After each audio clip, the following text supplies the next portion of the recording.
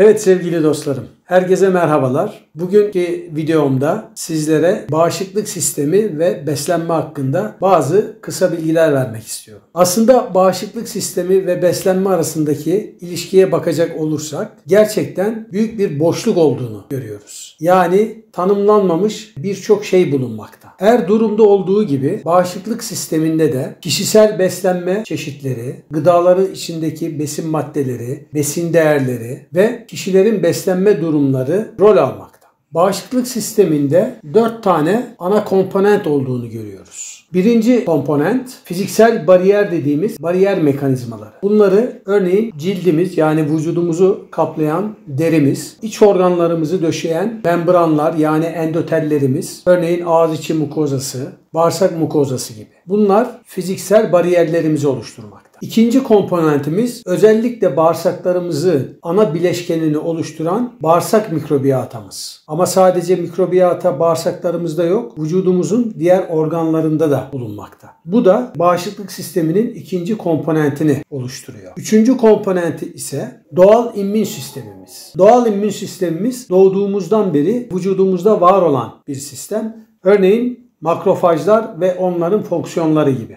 Dördüncü olarak da kazanılmış bağışıklık sistemimiz. Bunlar T ve B lenfositler tarafından vücudumuza kazandırılmış durumdadır. Yani 4 tane ana komponentimiz var bağışıklık sistemi için ve bu sistemler, bu kompartmanlar birbiriyle çok yakın ilişki halindedirler. Bağışıklık sistemi ile beslenme aslında birbirini tamamlayan döngüsel bir organizasyonu oluştururlar. Yani bağışıklık sistemi beslenme modelimizi, beslenme ise bağışıklık sistemini etkilemektedir. Bağışıklık sistemi beslenme metabolizmasını ve ihtiyaçlarımızı ve gıdaya verilen fizyolojik süreçleri etkilemektedir. Ve bu döngü sürekli devam etmektedir. Bu nedenden dolayı beslenme, diyet ve bağışıklık sistemi arasındaki ilişki oldukça önemlidir. Örneğin hamilelikte, bebeklikte ve gençlikte, çocukluk çağında, erişkinlikte, yaşlılıkta, erkeklerde, kadınlarda, kronik hastalıklarda, metabolik sendromda, alerjide, inflamatuar hastalıklarda ve otoimmün hastalıklar gibi birçok çeşit hastalıkta hem bağışıklık sistemi hem de beslenme değişebilmektedir. Yapılan birçok çalışmada artık günümüzde beslenmenin hastalıkların gelişiminde, önlenmesinde, azaltılmasında ve hastalık tedavisinde çok önemli roller içerdiğini bilmekteyiz. Eksik ve aşırı beslenme ya da yanlış beslenme bağışıklık sistemimizde defektlere yol açmaktadır. Bu nedenle bağışıklık sistemimize uygun beslenme modellerini hayatımıza almak zorundayız. Örneğin batı tipi beslenme nelerden oluşuyordu? Kısaca bir göz gezdirelim. Yüksek kalorili, aşırı şekerli ve yağlı, düşük lif alımı ve dengesiz yağ asitlerinden oluşan bir beslenme türüdür. Ve bu tip beslenme bağışıklık sistemimizin normal çalışmasını maalesef engellemektedir. Bağışıklık sistemiyle alakalı olan ve bağışıklık sisteminde önemli olan ve sistemlerimizin düzenli çalışmasını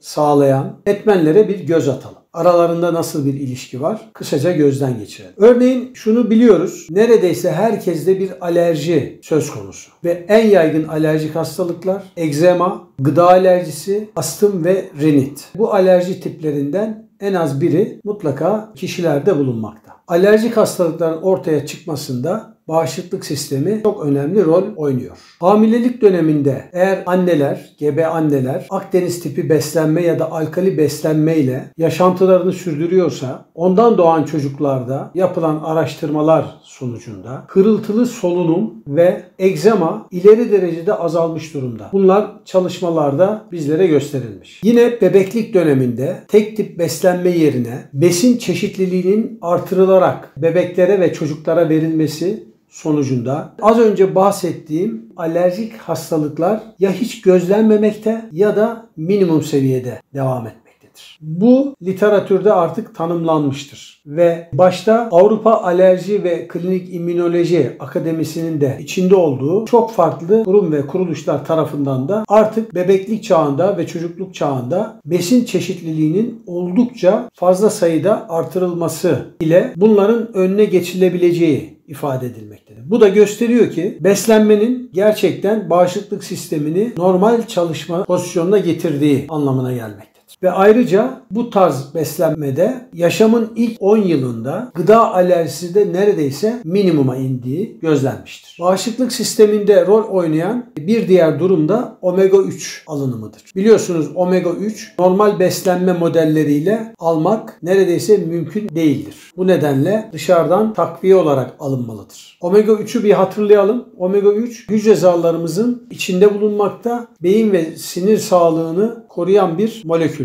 Omega 6 ile 3/1 dengesiyle vücudumuza alınması gerekiyor idi. Omega 3 bağışıklıkta rol alan hücre tiplerinin artırılmasına, zenginleştirilmesine katkıda bulunur. Alerjiyi önlemede etkindirler. Yani kısacası omega 3'ten zengin beslenmede ya da omega 3 gıda takviyesi alındığında alerjik hastalıklar, immün sisteme bağlı hastalıklar, otoimmün hastalıklar azalmakta ya da tamamen önlenmektedir. Ve bu nedenden dolayı omega 3 ile zengin beslenme olmazsa olmazlarımızdandır. Diğer önemli nokta lifli beslenme. Lif biliyorsunuz meyvelerde, bitkilerde ve tahıllarda yer almakta. Ve günde minimum 30 gram vücudumuza almak durumundayız. Peki ne yapıyor lifler? Lifler alındıktan sonra bağırsaklarımızda geçmekte. Çünkü lifler biliyorsunuz parçalanamıyor. Parçalanamadığı için de ince bağırsaklara ve kalın bağırsaklara geçiyor ve daha sonra da atılacaklar vücudumuzda. Bağırsağımızda olduğu dönemde fermentasyona yol açıyor. Bu fermentasyon sayesinde de kısa zincirli yağ asitlerinin oluşumunu kolaylaştırıyor. Bu yağ asitleri de kolayca bağırsaklarımızdan emiliyor. Yani vücudumuz için iyi olan yağ asitleridir. Kısa zincirli yağ asitleri. Aynı zamanda biliyorsunuz bağırsağımızda mikrobiyatamız vardı. Bu mikrobiyata içinde bunlar enerji kaynağı oluştururlar. Yani mikrobiyatanın enerjisi liflerle sağlanabilmektedir. Epitel bariyer fonksiyonunu artırırlar. Hücrelerimizdeki toksinleri uzaklaştırırlar. Bağırsaklarda hastalık yapıcı mikroorganizmaların birikimini önlerler ve mikrobiyata çeşitliliğinin pozitif anlamda artmasına katkıda bulunurlar. Başta bağırsak sağlığı olmak üzere vücudumuzdaki diğer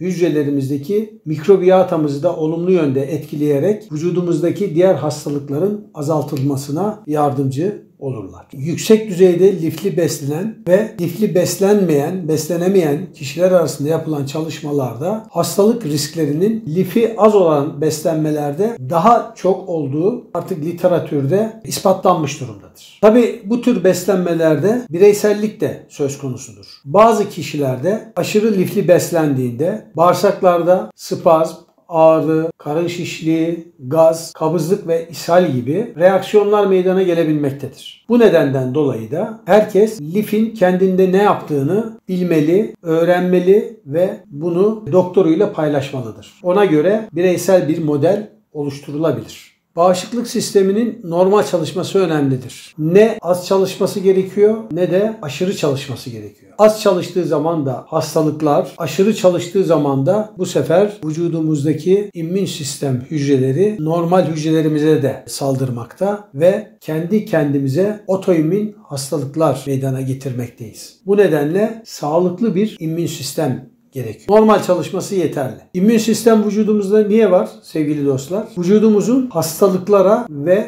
enfeksiyonlara karşı korunmasını sağlamak için var. Bunun için de günlük fonksiyonlarını sürdürebilmesi amacıyla normal bir beslenme düzeyi yeterli. Ama şunu bilmek lazım. Gıdalarımızdaki besin eksikliklerinin farkına vardığımız andan itibaren kesinlikle takviye edici gıdalarla, süper gıdalarla beslenmemizi desteklememiz lazım. Bunu asla unutmayalım. Şimdi temel olarak bağışıklık sistemimizin normal çalışmasını sağlamak için neler yapmalıyız? Bunlara kısaca bir göz atalım. Bunu artık herkes biliyor. Yeterli ve dengeli beslenme ve alkali beslenmeyi ön plana çıkarmamız lazım. Çok aşırıya kaçmadan vücudumuz için gerekli miktarlarda meyve ve sebze tüketimi. Probiyotik almamız lazım. Yoğurt, kefir, turşu gibi ürünlerden faydalanabiliriz probiyotikler için. Omega 3'ten zengin iyi yağlarla beslenmemiz gerekiyor. Günde 8-10 bardak en az su içmemiz gerekiyor. Ve bunu alkali suyla destekleyebilirsek mükemmel olur. Şeker ve işlenmiş gıdalardan